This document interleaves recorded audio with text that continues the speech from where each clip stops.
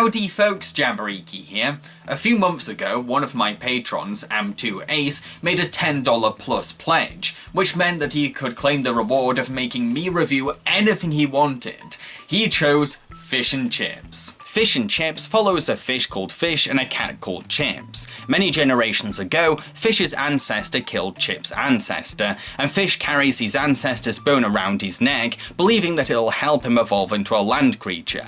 But Chips really wants this bone to impress his father, so he'll be welcomed back home. This film was a pain in the arse to sit through.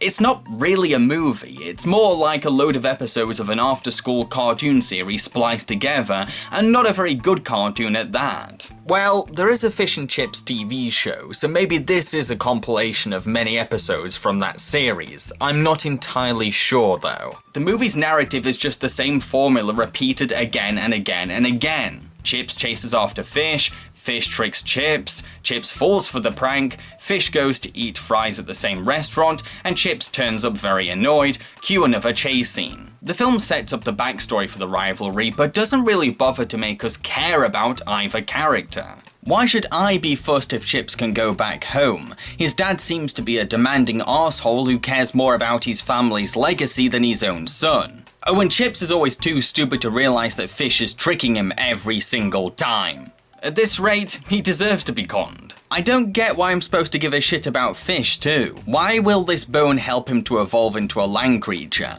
If there is a reason, why is he not pursuing it? Plus, why is it so important that he evolves into a land creature? He can already freely breathe on land with help from an oyster's oxygen bubbles. Yeah, these bubbles can run out, but we never see the bubbles' time limit affecting his life on land dramatically, and he's not got a major goal that requires him to breathe on land for more than a day. Sure, he has a job on land, but that career seems to be part-time and inside a giant aquarium. Yes, he has a love interest on land, but she's a fish herself, so she could come back home with him if things get serious. Fish isn't even self-resourceful when it comes to his tricks. He always depends on someone else to set up a con, so there's nothing naturally charming or clever about his ability to win the day. Heck, the dickhead even steals his nephew's handmade crafts for his stunts. What a prank!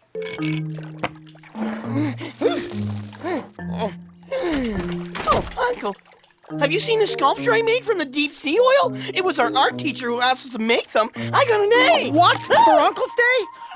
How nice of you!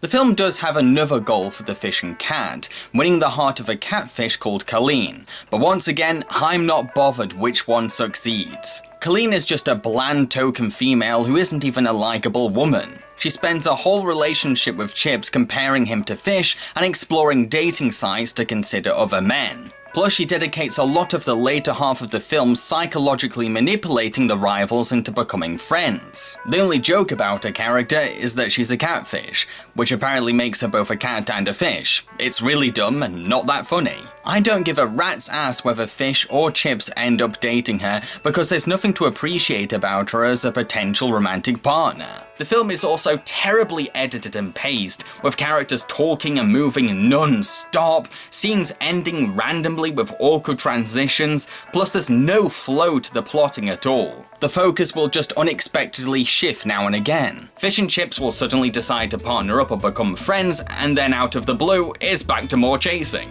One moment the cat and fish are fighting over Colleen, then a scene later, it's all about the bone again. The film really does feel like a marathon of cartoon shorts stitched together with the intellectual grace of a drunk sea lion.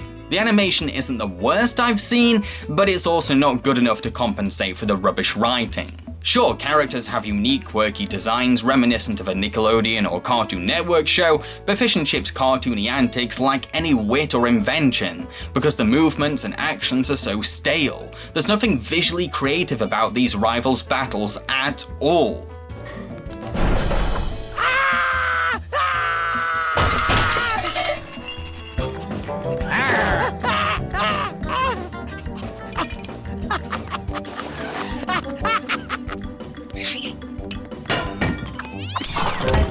Not to mention, the movie's production values are more on par with a cheap computer-animated TV show and are far from the standards you'd expect from an 80-minute long feature film. To conclude, Fish and Chips is a very uninspired, lazy, badly edited, repetitive and annoying film. It got more groans and aches out of me than actual laughs. Sure, it'll keep kids quiet for an hour and 20 minutes, but it's not a film that they'll desperately need to see right away, or something that can't be found anywhere else, as you might as well sit them down to marathons of Tom and Jerry or Coyote and Roadrunner, cartoons that are better examples of animal rivals duking it out using wits or violence. Kids deserve far better than this movie, and superior versions of the prey versus predator dynamic already exist out there. This whole, whatever, it'll do, it's for kids attitude that a lot of children's filmmakers have nowadays should be called out on. It's ridiculous and offensive to the next generation of kids. I've been Jambareeqi and I hope you enjoyed this review. If you did, then feel free to subscribe to my channel.